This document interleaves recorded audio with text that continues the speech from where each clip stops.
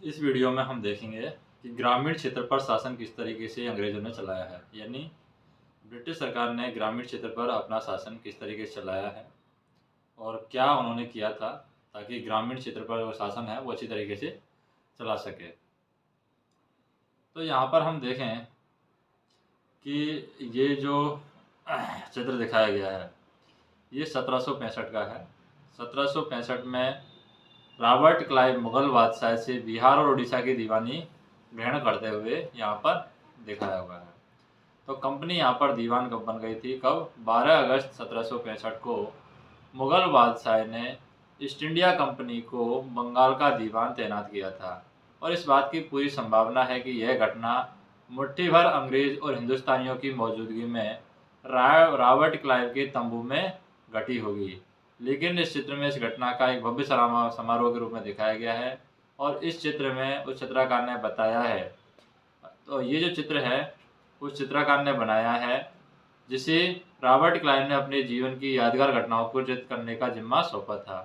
बंगाल की दीवानी हाथ आ जाना अंग्रेजों के लिए निश्चय ही एक बड़ी घटना के रूप में यहाँ पर माना जाता है।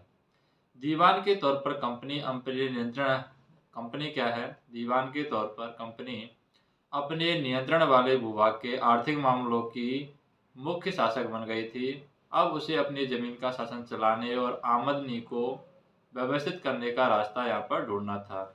इसके लिए उसे एक ऐसा रास्ता ढूंढना था जिससे कंपनी के क्या है कंपनी के बढ़ते खर्चों को पूरा करने के लिए काफ़ी आमदनी जुटाई जा सके।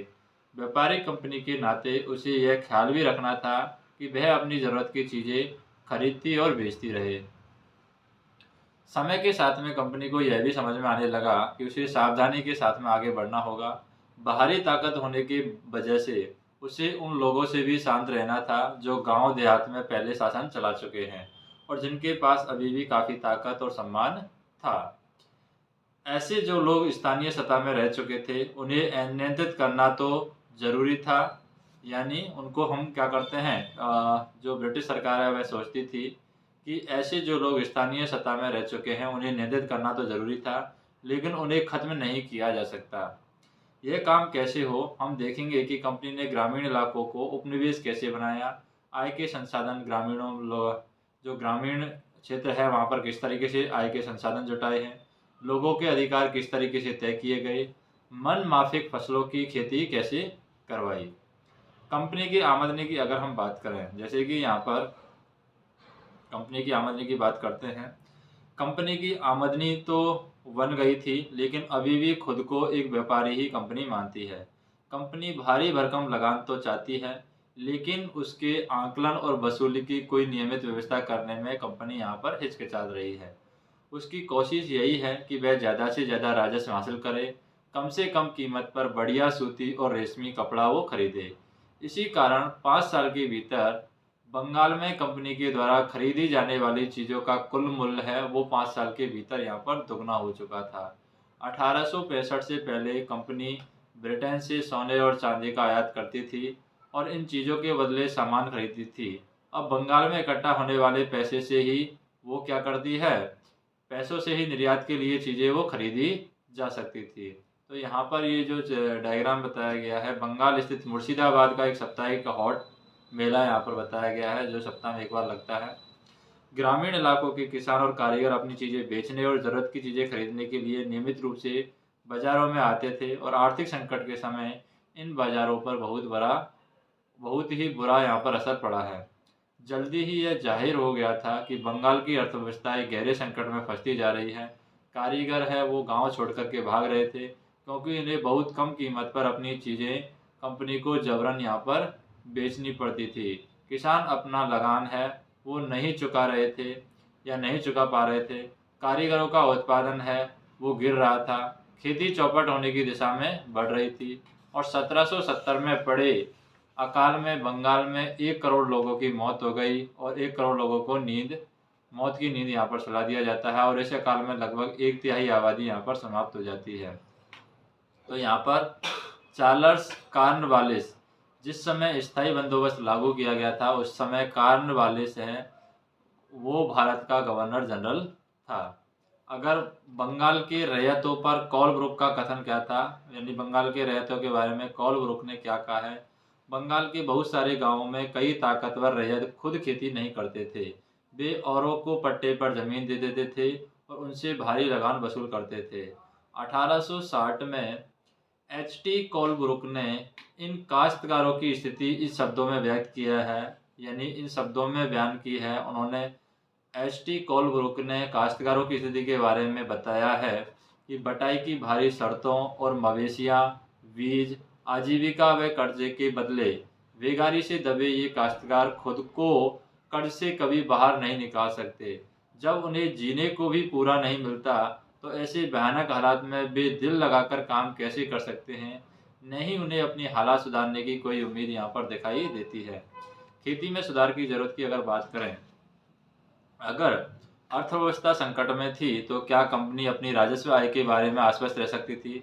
कंपनी के ज़्यादातर अफसरों को यह लगने लगा कि जमीन में निवेश करना और खेती में सुधार लाना बहुत जरूरी है। यह काम किस तरीके से किया जा सकता है, इस सवाल पर 2 दशकों तक बहस चली और आखिरकार कंपनी ने 1793 में स्थायी बंदोबस्त लागू किया और इस बंदोबस्त की शर्तों के हिसाब से राजाओं और तालुकदारों को जमींदारों के रूप में मान्यता दे दी गई। उन्हें किसानों से लगान वसूलने और कंपनी को राजस्व चुकाने का जिम्मा यहाँ पर सौंपा गया। उनकी ओर से चुकाई जाने वाली राशि स्थायी रूप से तय कर दी गई। इसका मतलब यह था कि भविष्य में कभी भी इसमें इजाफा नहीं किया जाना था। अंग्रेजों को यहाँ पर लगता था कि इससे उन्हें नियमित रूप से राजस्व मिलता रहेगा और जमींदारों को जमीन में सुधार के लिए खर्च करने का प्रोत्साहन मिलेगा। उन्हें लगता था क्योंकि राज्य की ओर से राजस्व की मांग बढ़ने वाली नहीं थी, इसलिए जमींदार बढ़ते उत्पादन से फायदे में रहेंगे। अब इसमें समस्या क्या थी, मगर स्थायी बंदोबस्त ने भी यहाँ पर समस्या पैदा कर दी थी। कंपनी के अफसरों ने पाया कि अभी भी जमींदार जमीन में सुधार के लिए खर्चा नहीं कर रहे थे। असल में कंपनी ने जो राजस्व तय किया था वह इतना ज़्यादा था कि उसको चुकाने में जमींदारों को भारी परेशानी हो रही थी और जो जमींदार राजस्व चुकाने में विफल हो जाता था उसकी जमींदारी छीन ली जाती थी और बहुत सारी जमींदारियों को कंपनी बाकायदा नीलाम कर चुकी थी। 19वीं सदी के पहले दशक तक हालात बदल चुके थे। बाजार में कीमतें बढ़ी, धीरे धीरे खेती का विस्तार होने लगा। इससे जमींदारों की आमदनी में तो सुधार आया लेकिन कंपनी को कोई फायदा नहीं हुआ क्योंकि कंपनी तो हमेशा के लिए राजस्व तय कर चुकी थी। अब वह राजस्व में वृद्धि नहीं कर सकती। लेकिन जमींदारों को अभी भी जमीन की बेहतरी में कोई दिलचस्पी नहीं थी।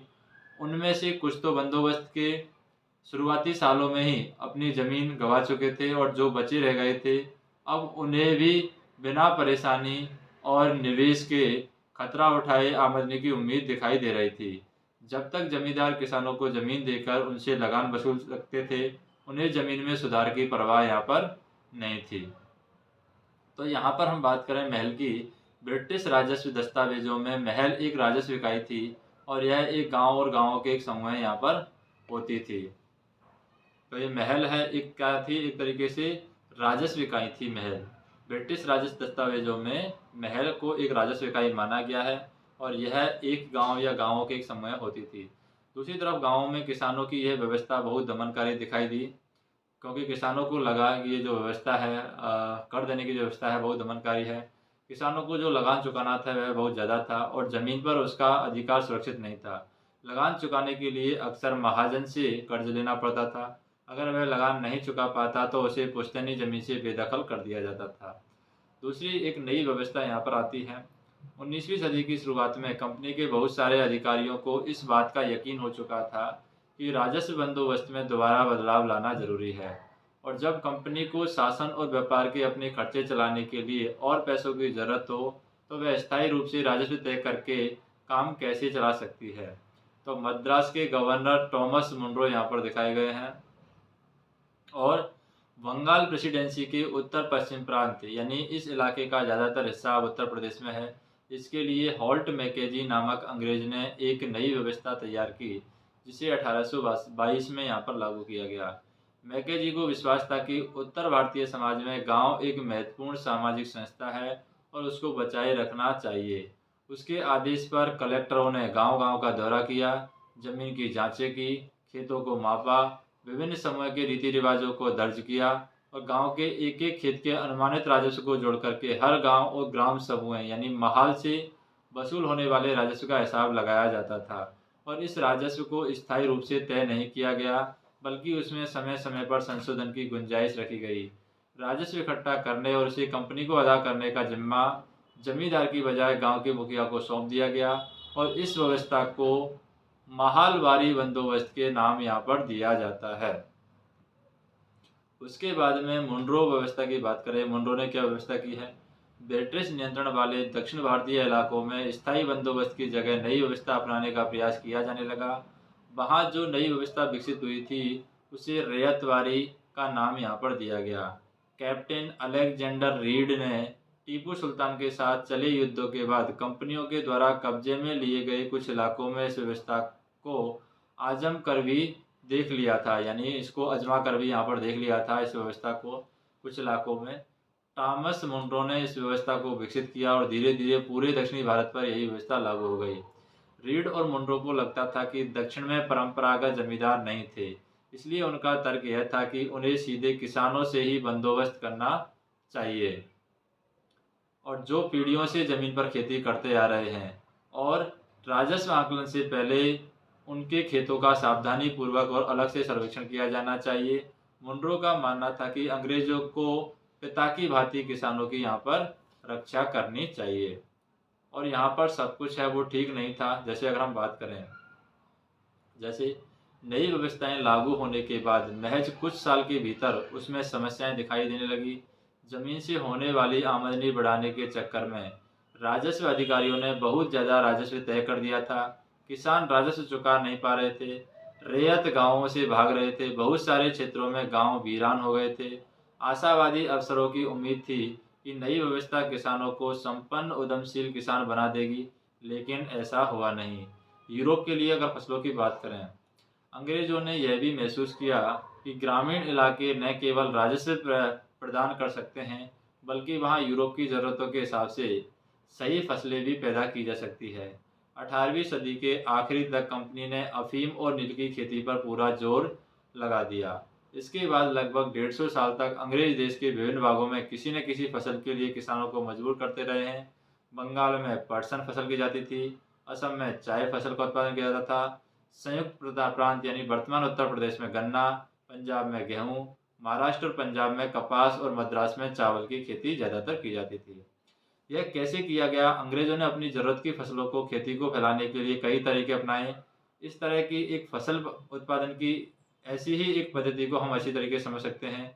क्या रंग का कोई इतिहास है? रंग की अगर बात करें, जैसे कि एक कलमकारी छापा 20वीं सदी का है भारत का ये, और ये 19वीं सदी का उत्तरार्ध इंग्लैंड का ये छापा है।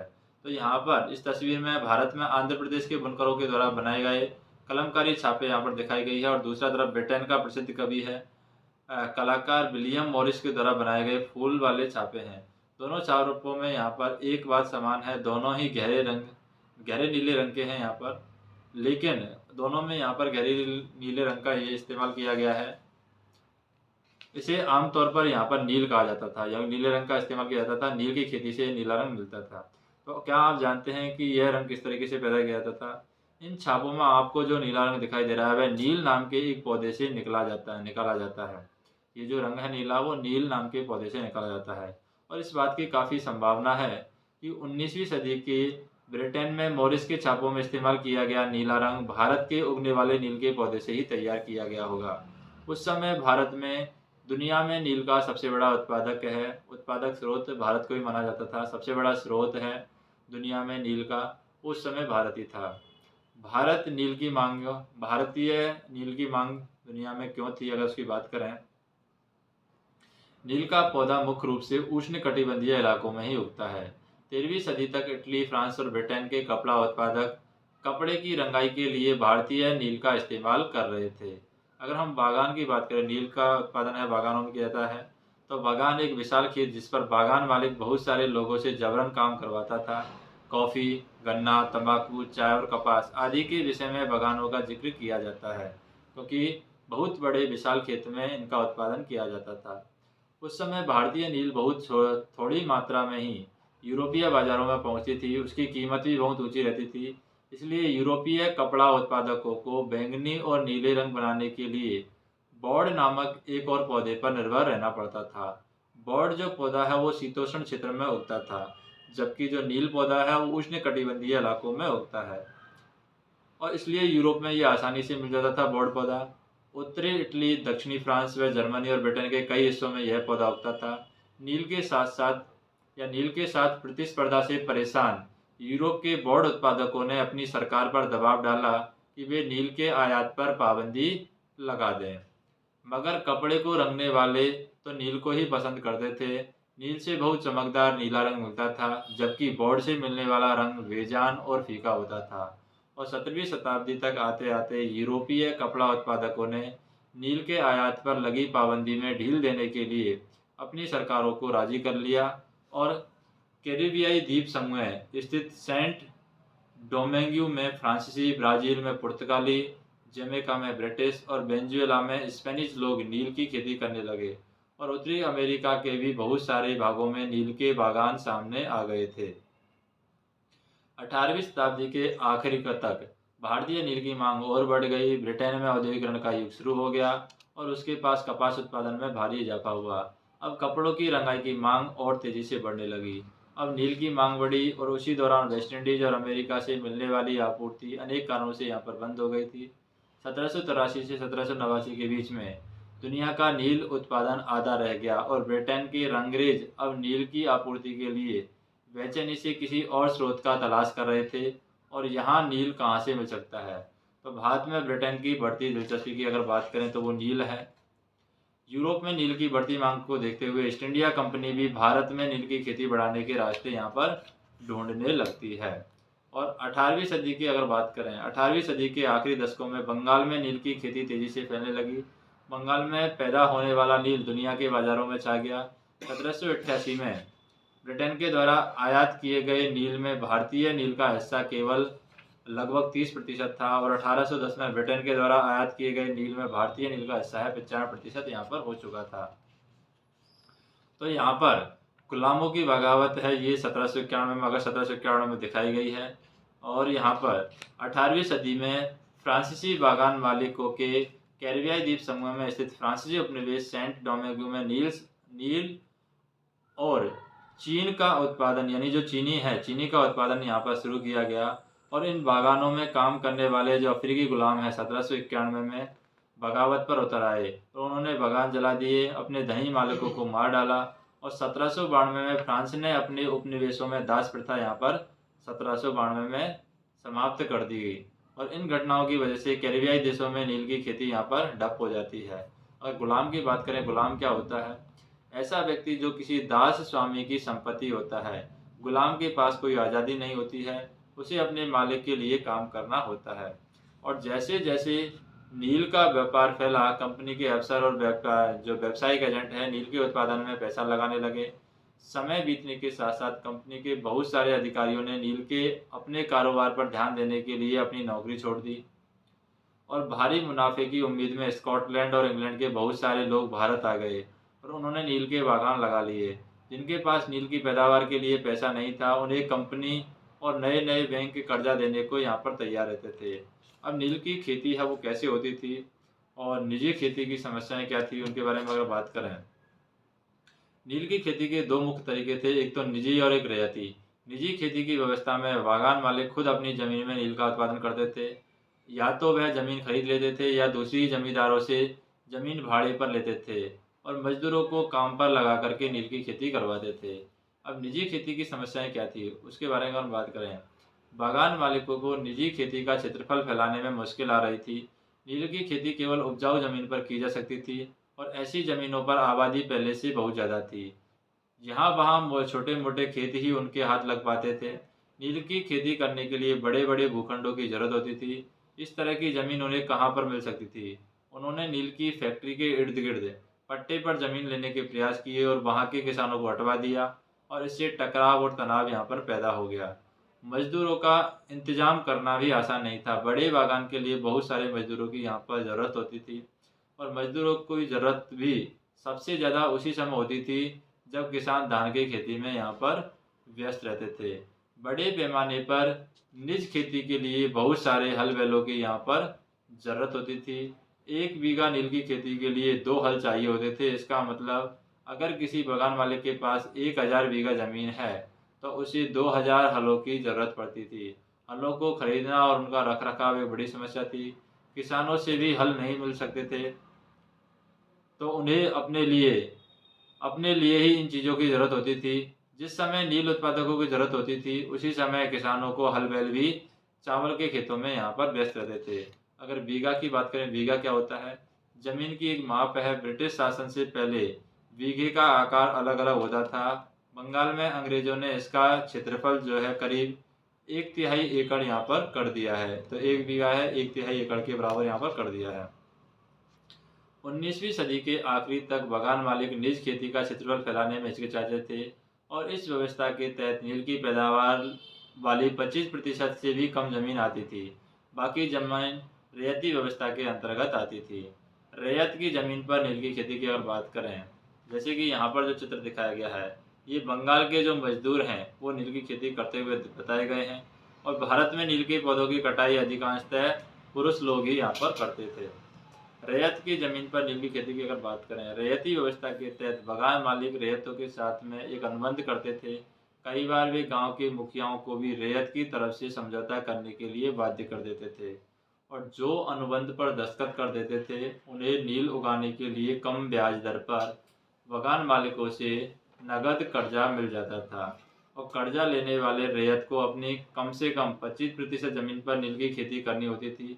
बगान मालिक बीज और उपकरण मुहैया कराते थे, जबकि मिट्टी को तैयार करने, बीज बोने, फसल की देखभाल करने का जिम्मा काश्तकारों के ऊपर ही रहता था।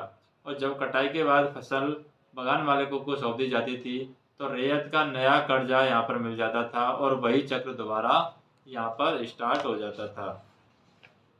अब नील का उत्पादन कैसे होता है उसके बारे में अगर बात करें, तो यहाँ पर हम देख सकते हैं नील के खेतों के पास में स्थित नील का एक कारखाना है। विलियम सिप्सन का ये चित्र है।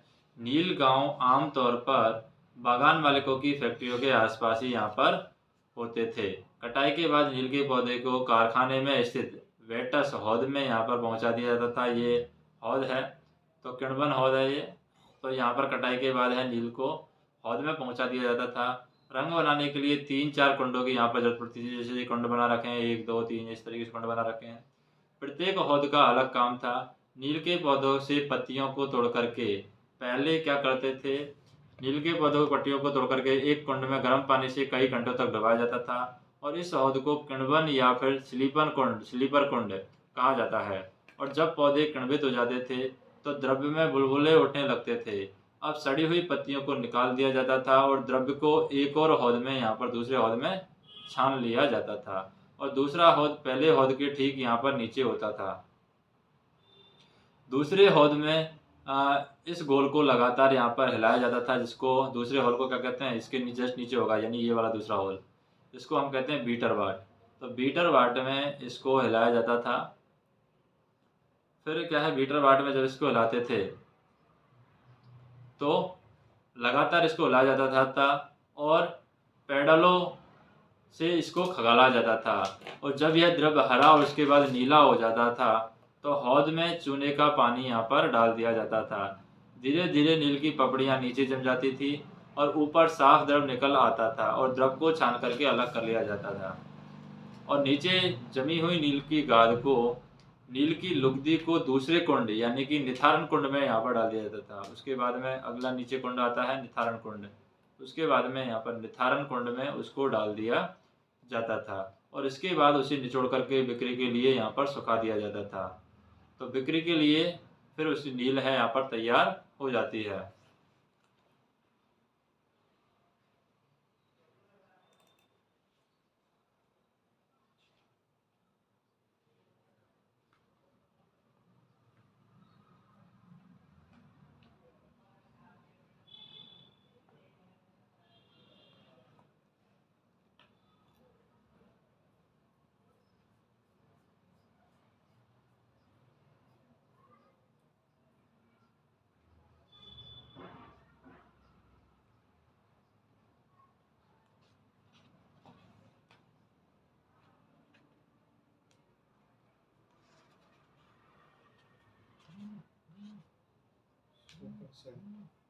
नेट आओ बिल्कुल।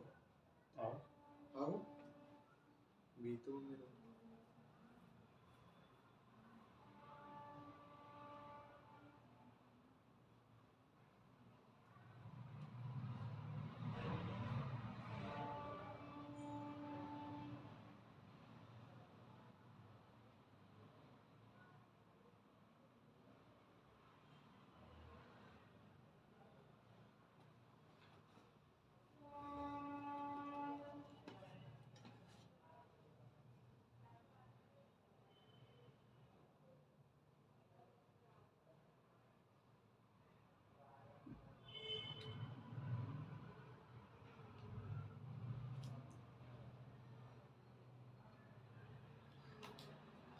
अब यहाँ पर जो है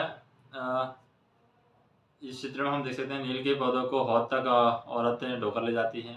हौद में घोल हिलाने वाला यहाँ पर बताया गया है। यहाँ पर खड़ा नील मजदूर और हौद में पड़े घोल को हिलाने के लिए इस्तेमाल होने वाला पेडल लिए खड़ा है। ये यहाँ पर पेडल है जिसको हौद में पड़ा जो नील का घोल है उसको हिलाने के लिए इसका इस्तेमाल किया जाता था।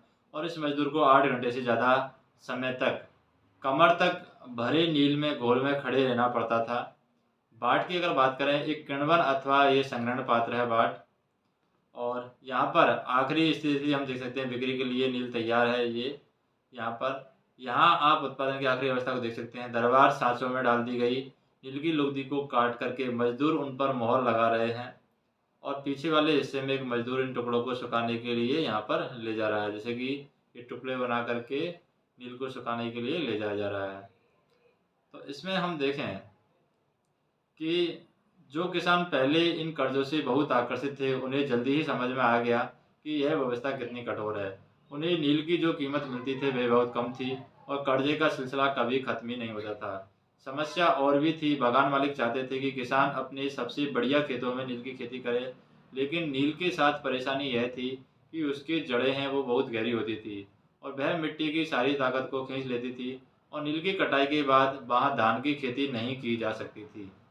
अब नील गांव का एक यहाँ पर गीत भी बताया गया है कि संघर्ष के क्षणों में लोग एक दूसरे का उत्साह बढ़ाने और सामूहिकता का भाव पैदा करने के लिए अक्सर यहाँ पर गीत गाते हैं और इस तरह के गीतों में हमें उनकी भावनाओं का पता चलता है। नील विद्रोह के दौरान बंगाल के निचले इलाकों में ऐसे बहुत सारे गीत सुनाई देते हैं।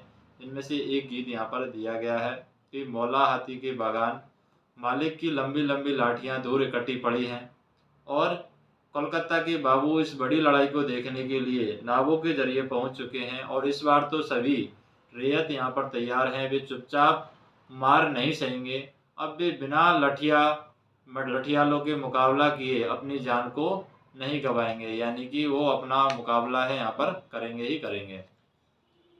नील विद्रोह और उसके बाद में क्या होता है, मार्च 1859 में बंगाल के हजारों रैयतों ने नील की खेती से इनकार कर दिया। जैसे जैसे विद्रोह फैला, रैयतों ने बगान मालिकों को लगान चुकाने से भी इनकार कर दिया।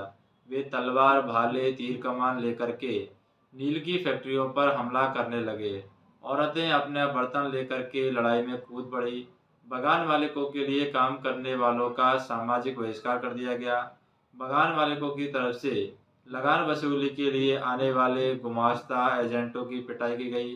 रैयतों ने कसम खा ली थी कि न तो वे नील की खेती के लिए कर्जा लेंगे, न ही बगान मालिकों के लठियालों यानी कि लाठीधारी गुंडों से डरेंगे। नील के किसान चुप बैठने को तैयार नहीं थे। क्यों, उन्हें बगावत की ताकत कहाँ से मिली? इसमें कोई शक नहीं है कि नील की खेती अत्यंत दमनात्मक थी, लेकिन जो लोग दबे होते थे वे हमेशा बगावत नहीं करते थे। ऐसा कभी कभी ही यहाँ पर होता है। 1859 में नील रैयतों को लगा कि बगान मालिकों के खिलाफ बगावत में उन्हें स्थानीय जमींदारों और मुखियाओं का भी समर्थन मिल सकता है। बहुत सारे गांवों में जिन मुखियाओं ने नील के अनुबंधों पर जबरन दस्तखत कराए थे, उन्होंने भी नील के किसानों को इकट्ठा किया और लठियालों के साथ आमने सामने की लड़ाई यहाँ पर लड़ी गई। कई स्थानों पर रैयतों को बगावत के लिए उकसाते हुए खुद जमींदार गांव-गांव घूमने लगे। जमींदार इस बात से परेशान थे कि बगान मालिकों की ताकत बढ़ती जा रही थी और बगान मालिक जबरन लंबे समय के लिए उनसे जमीन ले लेते थे। नील के किसानों को भी यहाँ पर लग रहा था कि अंग्रेज सरकार भी संघर्ष में उनका साथ देगी। 1857 की बगावत के बाद ब्रिटिश सरकार एक और व्यापक विद्रोह के खतरे से डरी हुई थी।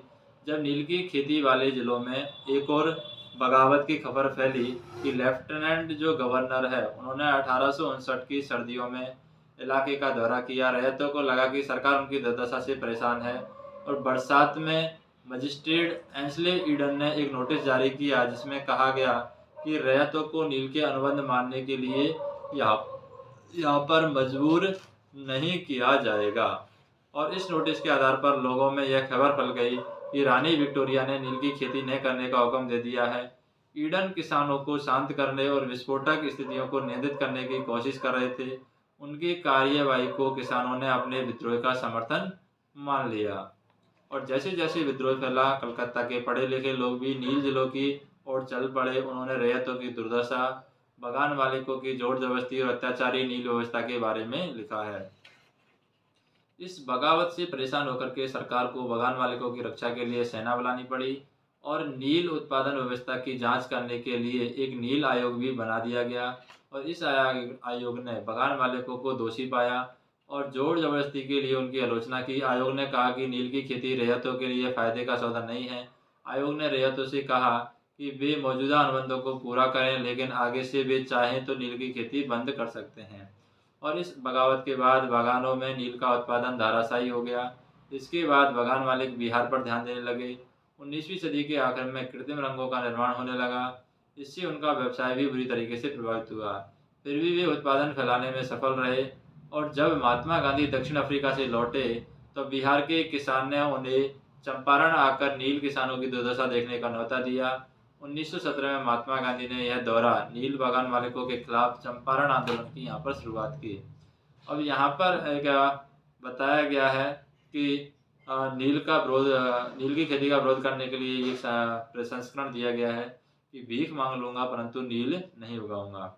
चांदपुर थाना हरदी के एक नील काश्तकार हाजी मुल्ला से मंगलवार 5 जून 1860 को नील आयोग के सदस्यों ने बात की और हाजी मुल्ला ने कुछ सवालों के जवाब इस तरीके से दिए कि WN शीटन का नील आयोग के अध्यक्ष थे, क्या तुम नील की खेती के लिए तैयार हो? अगर नहीं तो किस तरह की शर्तों पर खेती करना चाहोगे? हाजी मुल्ला ने जवाब दिया, मैं नील उगाने को तैयार नहीं हूँ। मुझे नहीं पता कि कोई भी नई शर्तें मुझे संतुष्ट कर सकती हैं।